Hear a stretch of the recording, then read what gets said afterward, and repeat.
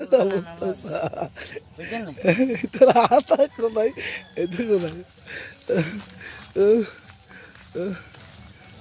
ভাইয়ের পোশাকের অবস্থা তা জ্বলতেছে।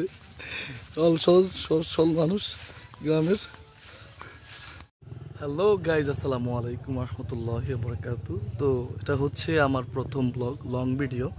অবশ্য আমার এই চ্যানেলে আমি নতুন আগে ইতিপূর্বে শর্ট ভিডিও দিয়েছিলাম, তো এটা হচ্ছে আমার প্রথম লং ভিডিও। তো আপনারা আমাকে একটু সাপোর্ট করবেন, আপনাদের সাপোর্টটা আমার একান্তই কাম্য। তো আসলে আমি আমার এই ভিডিওতে মিডিয়ার মূল ফোকাস হচ্ছে যে আমি গ্রামে থাকি। এই গ্রামের পরিবেশ বা গ্রামের সৌন্দর্য বা গ্রামে যে কাজগুলো করে মানুষ, ওই কাজগুলো দেখানোর জন্যই মূলত আমার ইউটিউব চ্যানেলটা খোলা।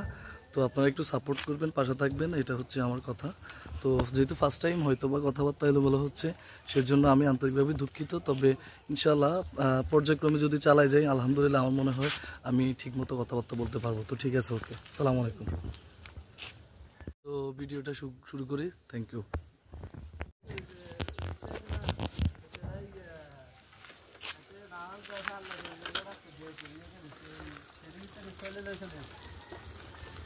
ই রিক্সা লইতো, হ্যাঁ কথা করে আইতেছি, রাখ।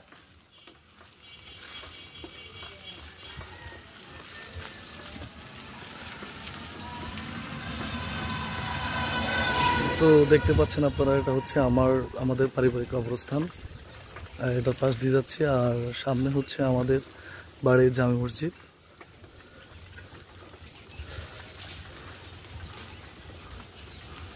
তো এটা হচ্ছে আমাদের মসজিদ।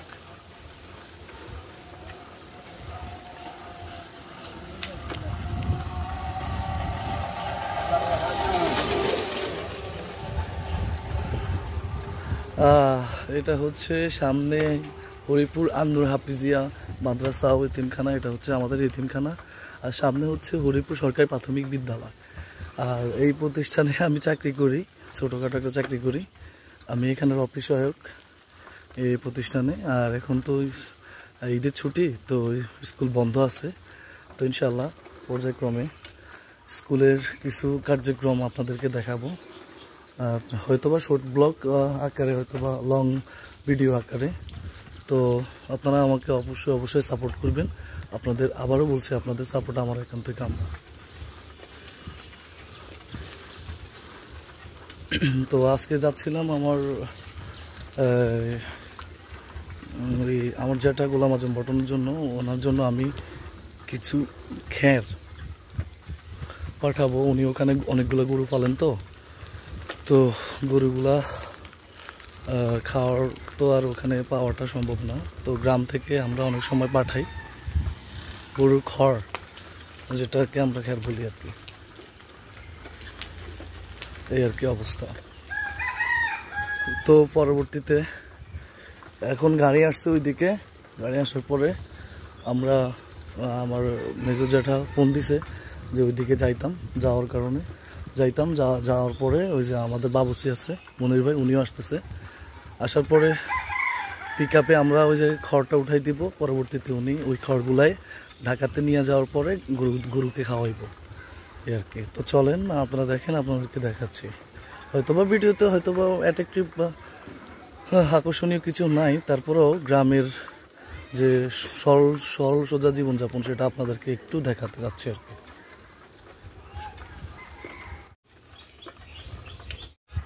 তো গ্রামে যাতায়াতের জন্য আমার পারফেক্ট বাইক হচ্ছে আমার বিশ্বস্ত যানবাহন, সেটা হচ্ছে আমার এই বাইসাইকেল।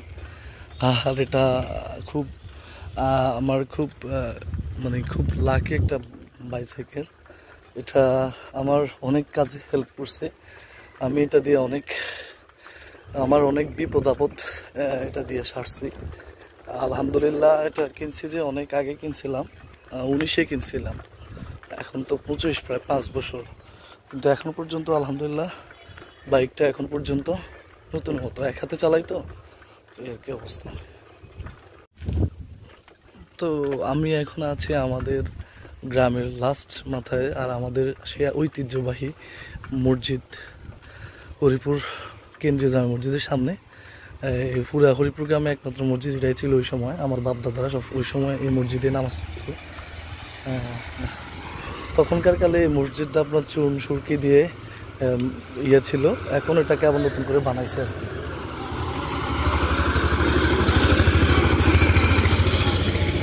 তো আমি চলে যাচ্ছি এদিকে, আর এদিকে হচ্ছে যে মাওলানা বাজার, এদিকে মাওলানা বাজার।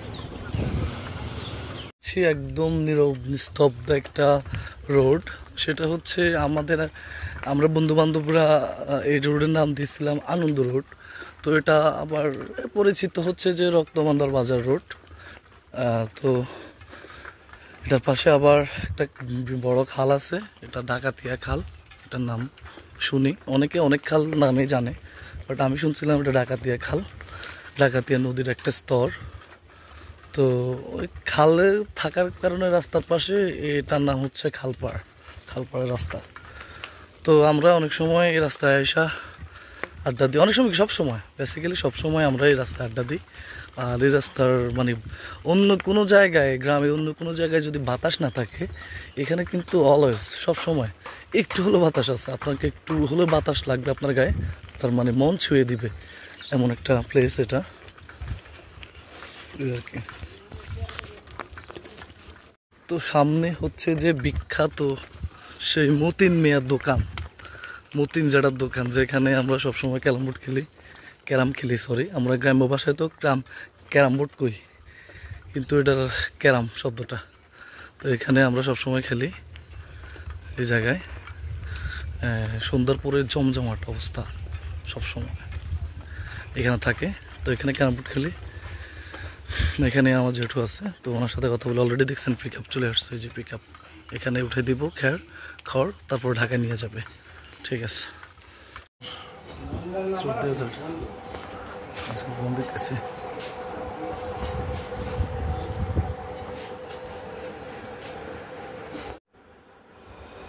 গাড়ি আইলে কোনো সিস্টেম আছে?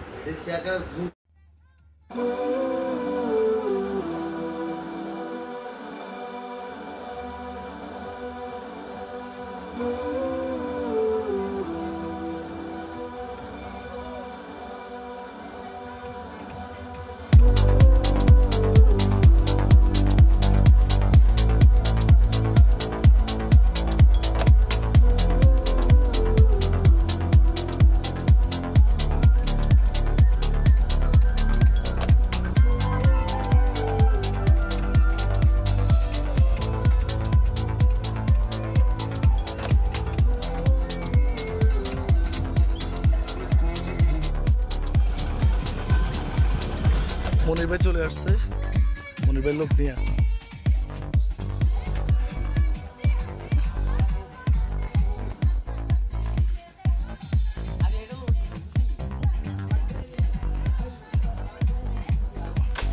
এই বাংবো হায় রে, ভাঙিয়ে রাখছিস তো।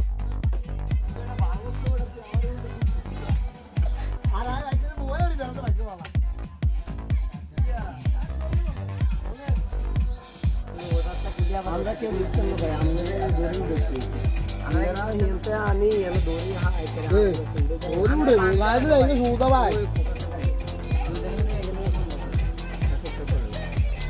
ওই আমি সবটা বাংলার কাজ এটা তো লাইভ নটা আমরা এই কবে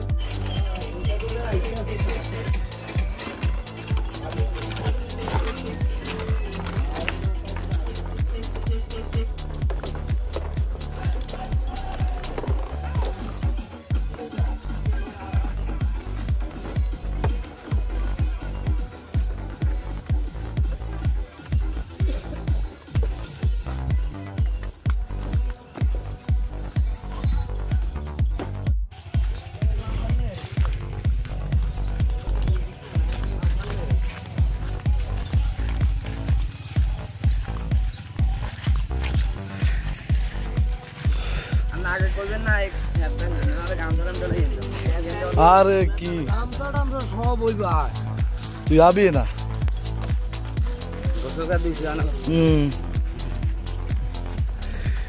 খেসলানি মিশন স্টুট কর, উড়ি যাও উপরে।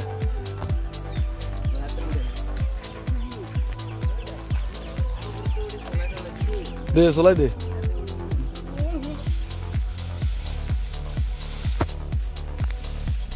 আস্তে সাবধানে।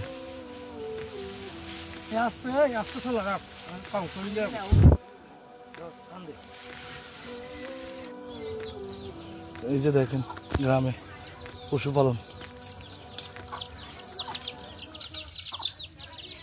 মোরগ আছে, হাঁস আছে, সব ধরনের পশুপালন করা হয়।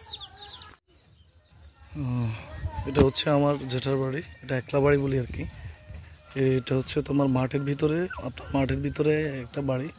এই যে আলাদা পুকুর, নিজস্ব পুকুর, পুকুরের এই তো আসি ভালো।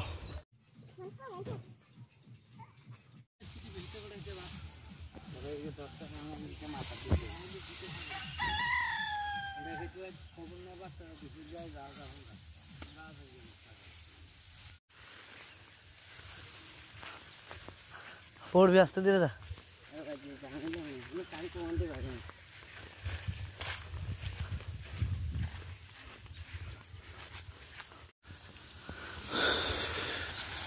আস্তে আস্তে তেড়া হয়ে যা, তেড়া হয়ে যা, তেড়া হয়ে যা।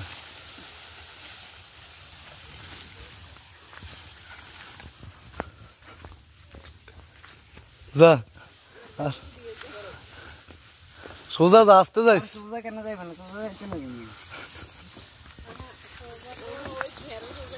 ওই ইয়ের কারণে।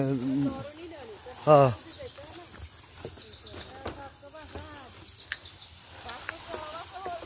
আস্তে আস্তে আস্তে আস্তে।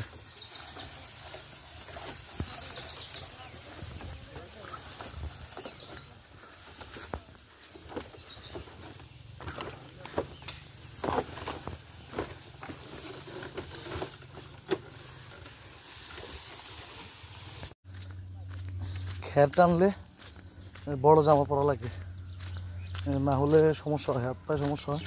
তো এই কারণে এই যে দেখেন আমি আমার জ্যাঠার পাঞ্জাবি পরছি, এই যে গেঞ্জি খুলে পাঞ্জাবি পরছি।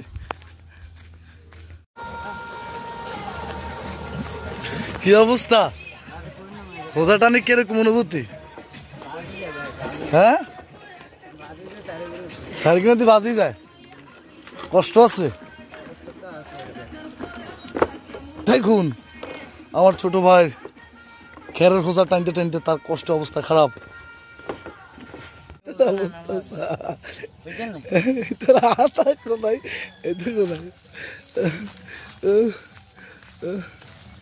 ছোট ভাইয়ের পোশাকের অবস্থা তা জ্বলতেছে। সহজ মানুষ গ্রামের।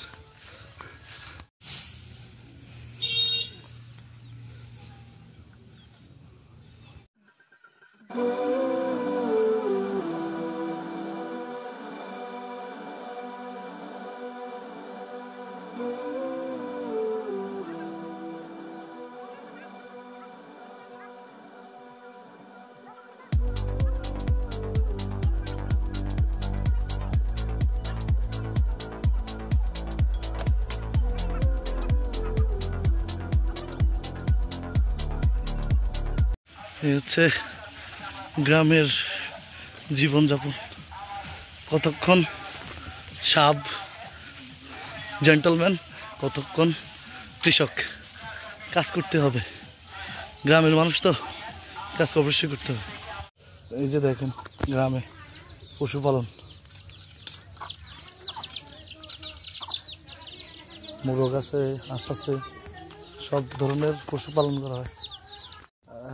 আমি ওই যে খড়ের আটি মাথায় নিয়েছিলাম, তো পরে পা ঢুকে গেছে আপনার সাঁকুর ভিতরে, ঢুকে একদম পায়ের অবস্থা একদম পুরো খারাপ, পা ফুলে দিয়ে গেছে। এখন গোসল করে নিছি, ভিক্স লাগাইছিলাম, তো এই আর কি। তো ব্যথা পাওয়ার জন্য আর বেশি লম্বা করলাম না ভিডিওটা।